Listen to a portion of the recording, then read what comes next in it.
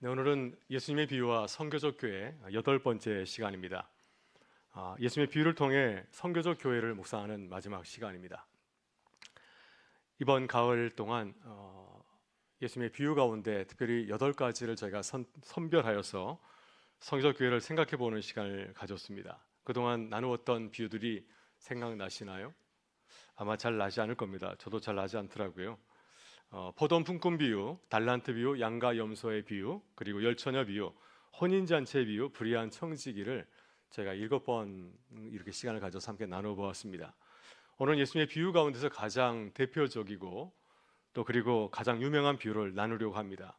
바로 누가복음 15장에 나오는 잃은 아들의 비유, 흔히 탕자의 비유로 알려진 비유의 말씀입니다. 이 비유는 누가복음 15장에 보게 되면은 잃어버린 것 3가지를 말하지 않습니까? 잃어버린 것 3가지 가운데서 마지막에 나오는 등장하는 비유인데 이 예수님께서 전하신 복음의 핵심에 대해서 잘 증거해 주고 있습니다. 아마 대부분의 그리스도인들은 이 비유를 자신 있게 말할 수 있을 겁니다. 혹시 누가 물어보게 되면은 이 비유는 이런 내용이야. 누구든지 자신 있게 이 비유를 잘 설명할 수 있을 겁니다. 그만큼 잘 알려진 비유이기 때문이죠. 그래서 우리는 이 비유를 잘 알고 있다. 목사님 또 저 설교하시네? 이렇게 말할지 모르겠습니다. 또 저도 역시 마찬가지로 이 비유를 잘 알고 있다고 생각을 하였습니다. 몇 해 전 놀라운 경험을 한 적이 있습니다. 지금은 고인이 되신 뉴욕 맨하탄의 니디모 교회를 섬겼던 티모시 켈러 목사님께서 이 비유를 주제로 책을 쓰셨다는 사실을 알게 되었습니다. 근데 이 탕자 비유를 가지고 책을 썼는데 그 책의 제목이 영어로 The Prodigal Son이 아니라 갓입니다.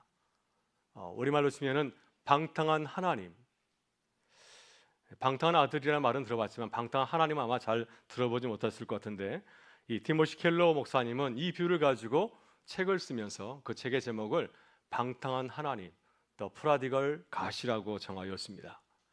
켈러 목사님이 탕자의 비유가 하나님이 어떤 분이신지를 잘 보여준다고 설명하면서 하나님을 이렇게 표현한 것이었습니다.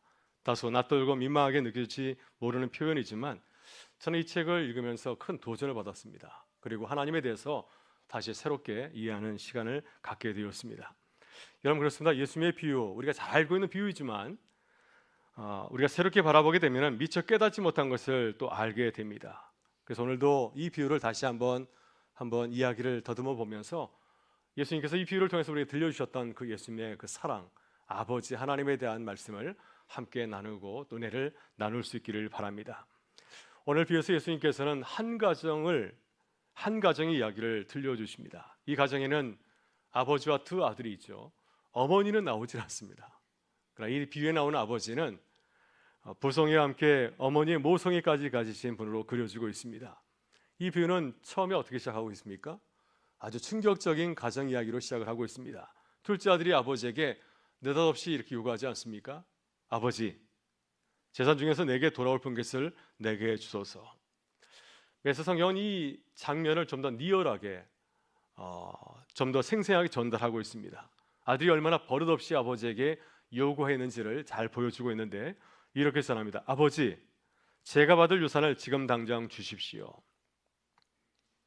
지금도 만약에 가정에서 아들이 아버지에게 이렇게 요구한다면 버릇없는 일 아닌가요?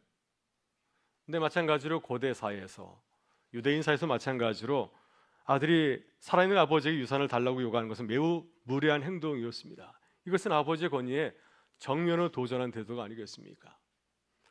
또 유대 전통에 따르면 아버지 유산을 미리 받은 아들은 아버지가 비록 재산을 주었다 할지라도 그 많은 재산은 현금이 아니라 아마도 부동산일 것입니다. 아버지가 살아있을 동안은 그 유산을 가지고 있다가 아버지가 세상을 떠난 이후에 그 재산을 처리하는 것, 이것이 당시에 마땅한 자식의 도리로 여겨졌습니다.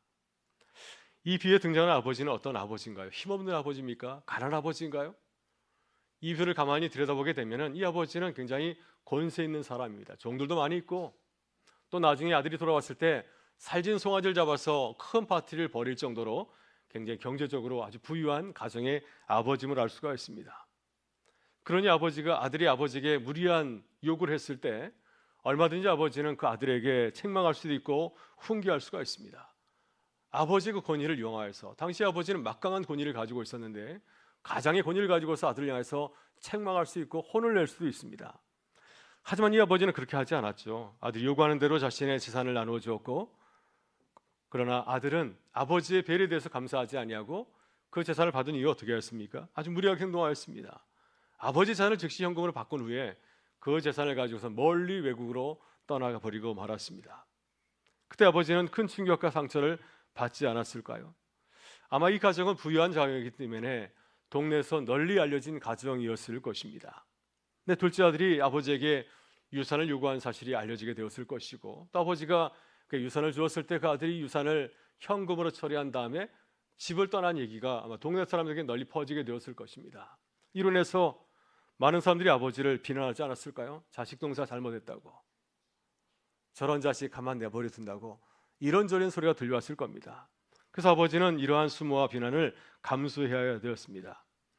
만약 아버지가 이러한 수모를 당했다고 한다면 아들에 대한 미움이 굉장히 커갔을 것 같습니다. 왜냐하면 아들은 아버지에게 큰 수모를 안겨주고 큰 수치를 안겨주고 또 아버지에게 무례하게 행동하고 집을 떠나갔기 때문이죠. 여러분, 그렇다면 집을 떠난 아들은 타향에서 어떻게 살았습니까? 아들은 아버지 유산을 현금으로 바꾼 이후에 멀리 먼 나라로 갔습니다. 그리고 아버지의 재산을 가지고, 그 많은 재산을 가지고 자기가 원하는 대로, 자기가 하고 싶은 대로 쓰지 않았습니까? 오늘 본문을 보게 되면 허랑방탕하게 살았다고 말하고 있습니다. 13절은 이 아들의 삶을 이렇게 요약해서 정리하고 있습니다. 그 후 며칠이 안 되어 둘째 아들이 재물을 다 모아 가지고 먼 나라에 가 거기서 허랑방탕하여 그 재산을 낭비하더니. 메시 성경은 이 말씀을 이렇게 전합니다. 얼마 지나지 않아 둘째 아들은 짐을 싸서 먼 나라로 떠났다. 거기서 그는 제 멋대로 방탕하게 살면서 가지고 있던 재산을 다 날려버렸다. 돈이 다 떨어졌다. 이 아들은 돈이 떨어지자 빈털터리가 되고 말았습니다. 그리고 당시에 여러 가지 상황도 굉장히 악화되어서 기근까지 들게 되었습니다. 수중에 돈이 없으니 어떻게 하겠습니까? 그러나 이 사람을 누가 고용하려고 하겠습니까? 그래서 그는 15절과 16절을 보게 되면 이 아들의 어려운 처지를 잘 묘사하고 있는데, 그는 할 일이 없어서, 그를 고용하는 회사가 없어서 그는 어쩔 수 없이 대지를 치는 품꾼으로 전락하게 되었습니다. 그 일을 하면서도 워낙 나라가 힘들었기 때문에, 경제 상황이 나빴기 때문에 먹을 것이 없어서 돼지가 먹는 그 지엽 열매를 먹기를 원하지만 그마저도 그에게 주는 사람이 없었다고 말하고 있습니다. 아무데도 자기가 기댈 수 없는 그런 절박한 처지로 극심한 가난 가운데 떨어지게 되었습니다. 이것이 아버지를 떠난 아들의 처지를 말하고 있습니다. 여러분, 돼지는 당시 유대인들이 아주 혐오하는 동물이 아닌가요? 유대인들은 돼지고기를 먹지 않습니다. 그런데 아들은 이방인의 돼지를 치는 품꾼으로 전락하게 되었습니다. 그러니 유대인들이 바라보기에 이 아들이 얼마나 추한 자리로 떨어졌는지, 아주 극심한 자리로 떨어졌는지를 이렇게 상징적으로 잘 보여주고 있습니다. 그제 아들은 자신의 죄를 깨닫고 회개하게 되죠. 그동안 아버지 아들로서 누렸던 모든 특권과 은혜를 다시 바라보게 되었고 아버지 사랑을 깊이 이해하게 되었습니다. 그래서 그는 결국 어떤 결정을 내리게 됩니까? 아버지 집으로 돌아가기로 결심하게 되죠. 여러분, 19절, 17절부터 19절의 말씀은 이른 아들이 회개하고 돌아서는 장면으로 이 비유에서 저는 가장 감동적인 장면 같아요. 아들이 스스로 돌아서면서 이렇게 고백합니다. 이에 스스로 돌이켜 이르되 내 아버지에게는 양식이 풍족한 분권이 얼마나 많은가. 나는 여기서 주려 죽는구나. 내가 일어나 아버지께 가서 이르기를 아버지, 내가 하늘과 아버지께 죄를 지었사오니 지금부터는 아버지의 아들이라 일컬음을 감당하지 못하겠나이다. 나를 품꾼의 하나로 보소서 하리라 하고. 드디어 집을 나갔던 아들이 집으로 돌아가게 되죠. 아들은 자신의 잘못을 철저히 뉘우치고 아버지의 집으로 돌아가기로 결심을 하였습니다. 근데 놀라운 사실은 아버지가 아들에게 보인 반응입니다. 물론 아들의 반응도, 아들의 결심도 굉장히 중요하죠. 자신의 모든 잘못을 뉘우치고 아버지 집에 들어가겠다는 것도 굉장히 중요한 그런 포인트지만, 보다 더 중요한 것은 무엇입니까? 이런 아들을 맞은 아버지의 태도가 아니겠습니까? 여러분이라면 어떻게 하겠습니까? 한국의 전통적인 아버지라면 어떻게 했을까요? 보통의 아버지라면 가만두지 않을 것 같습니다. 그래서 아들도 아버지에게 돌아갈 때 어떤 마음을 가졌습니까? 품꾼 중 하나로 써달라고 부탁하려고 하였습니다. 아버지가 자신에게 화를 내는 거 당연하게 생각하였습니다. 아버지 집에 돌아가지만 아버지 아들 돌아가는 것이 아니라 아버지 집에서 일하는 품꾼으로 사는 것, 이것이 내 신분과 내 처지라 그는 충분히 이해하고 있었습니다. 여러분, 동서고금을 막론하고 아버지는 이런 아들을 쉽게 받아들이지 못할 것 같습니다. 아들 때문에 그처럼 극한 수모를 겪었으니, 수치를 당했으니 어떤 아버지가 이런 아들을 그냥 아무런 책망도 없이, 아무런 벌도 내리지 않고 그 아들을 그냥 받아들일 수 있을까요?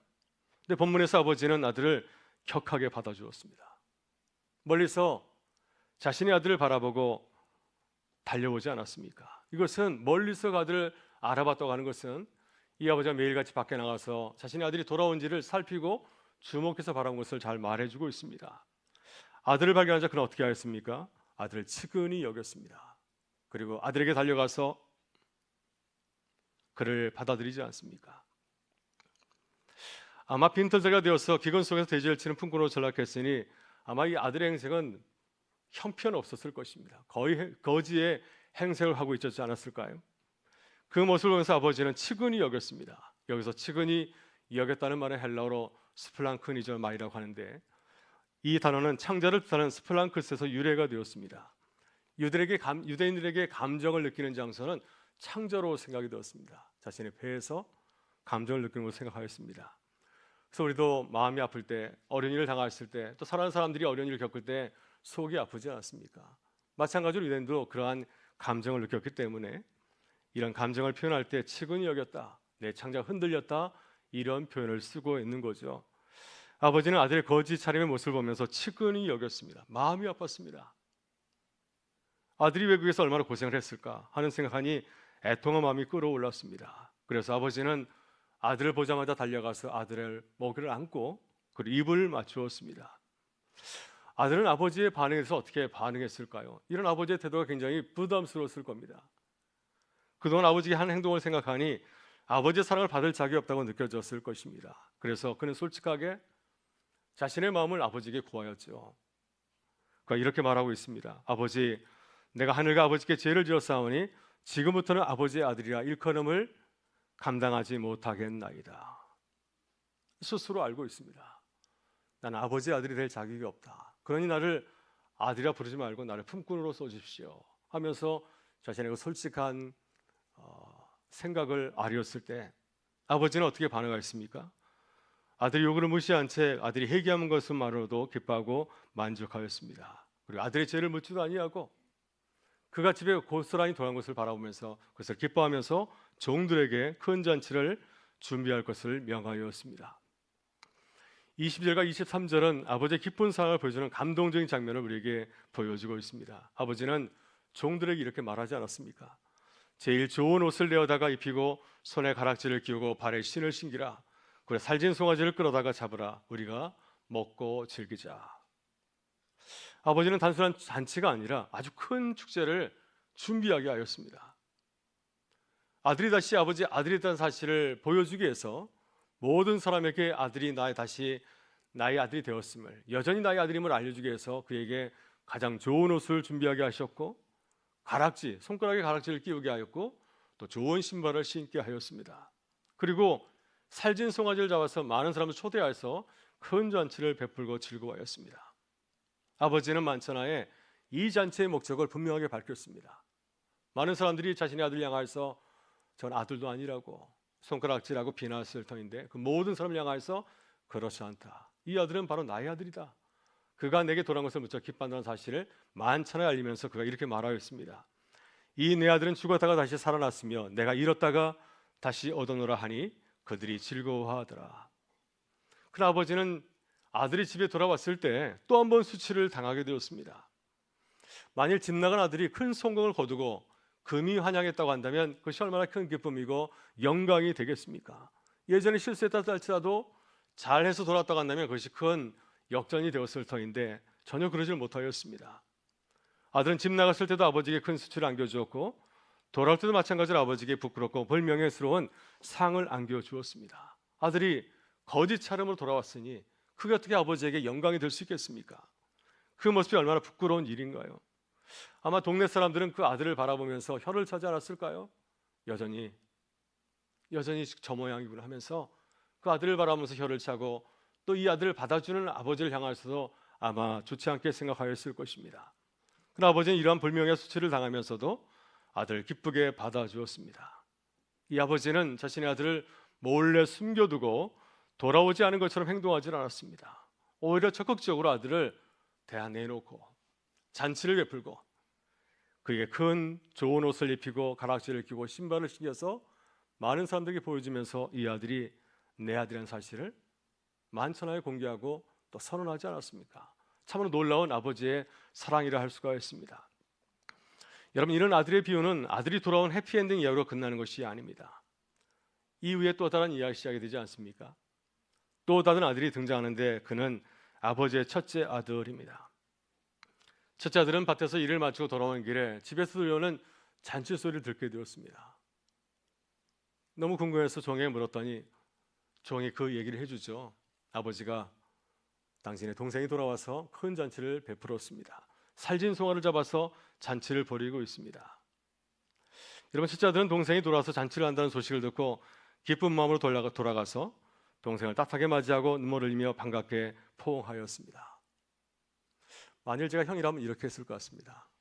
아마 여기 계신 우리 모든 분들도 동생이 돌아왔을 때 이렇게 반응하지 않았을까 생각이 듭니다. 이것은 제 상상이고 실제로 첫째 아들은 정반대로 행동하지 않았습니까? 분노를 터뜨리면서 집에 들어가지도 않았습니다. 동생이 들어온 것도 싫었고 그 동생을 맞이하는 아버지는 더더욱 싫었습니다. 그래서 아버지는 큰 아들이 집에 돌아오자는 소식을 듣자 어떻게 했나요? 아들이 돌아올 때까지 기다린 것이 아니라 손수 밖을 나가서 아들에게 찾아가서 그를 설득하였습니다.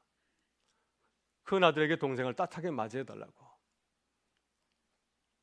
그러자 큰 아들은 아버지를 바라보면서 그동안 쌓아두었던 자신의 원망과 불평을 다 털어놓았습니다.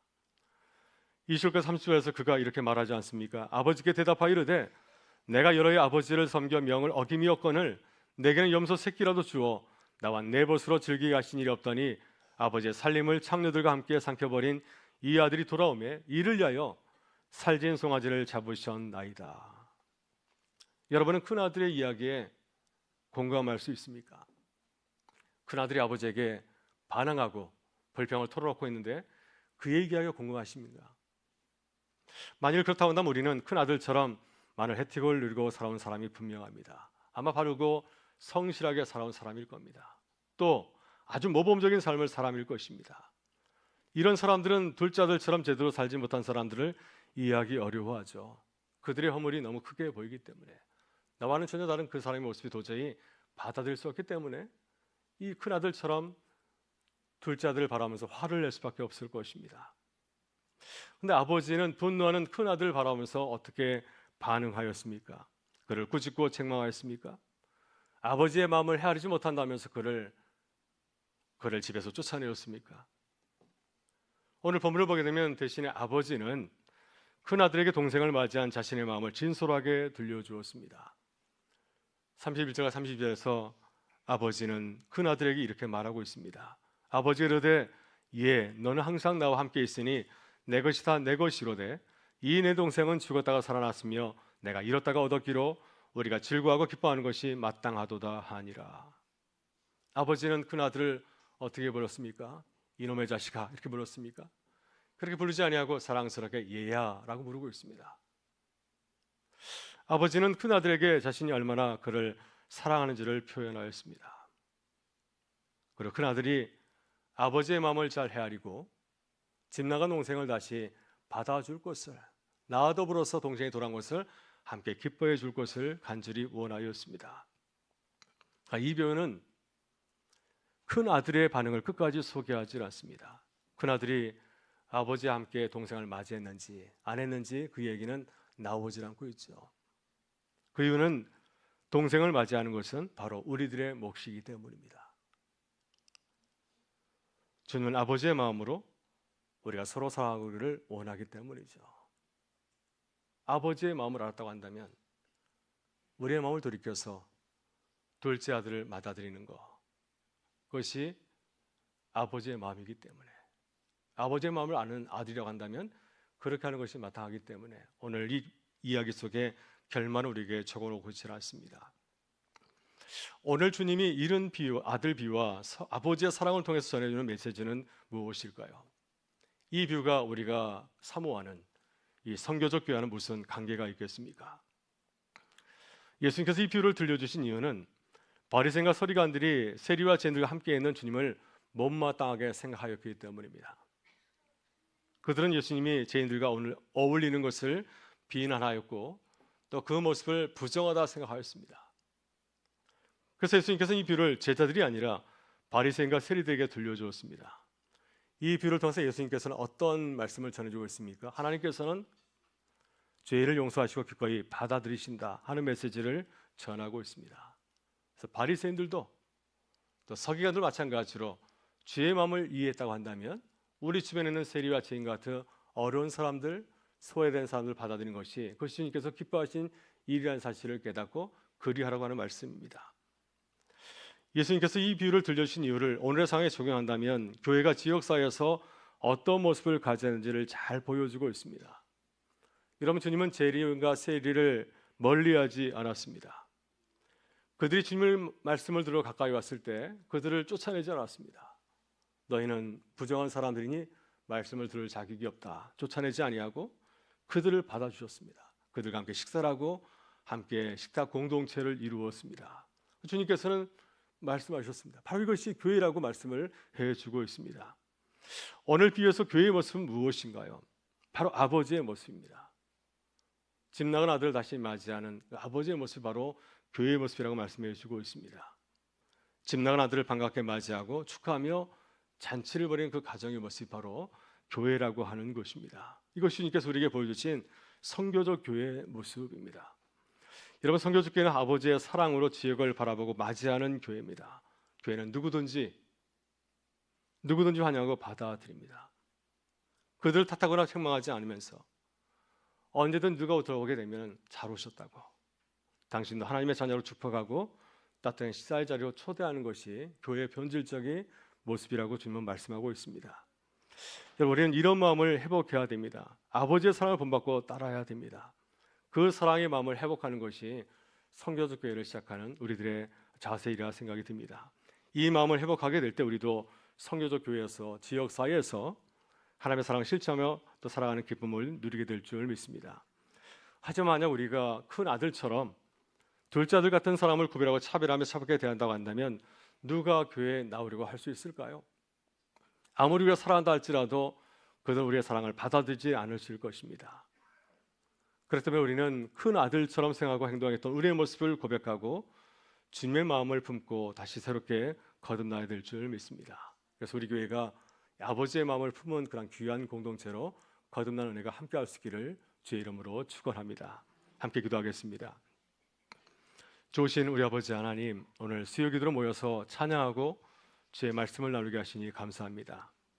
오늘 주신 말씀처럼 우리가 아버지 하나님의 사랑에 마음을 품게 하셔서 지역을 돌아보고 섬기는 선교적 교회로 살아가게 하여 주옵소서. 이 시대 둘째 아들 같은 사람들이 다시 찾아와서 주님의 사랑을 경험하고 회복하게 하여 주옵소서. 그동안 예수님의 비유를 통해서 선교적 교회의 모습을 묵상과 함께 나누었습니다. 우리 주님의 눈으로 바라보고 깨닫게 하셔서 이 시대 지역을 섬기고 찾아가는 교회와 성도의 사명을 다하게 하여 주옵소서. 오늘 함께 기도할 때 성령께서 우리의 마음을 열어서 주님을 바라보게 하여 주시고 주님의 뜻을 깨닫고 순종하는 역사를 경험하게 하여 주옵소서.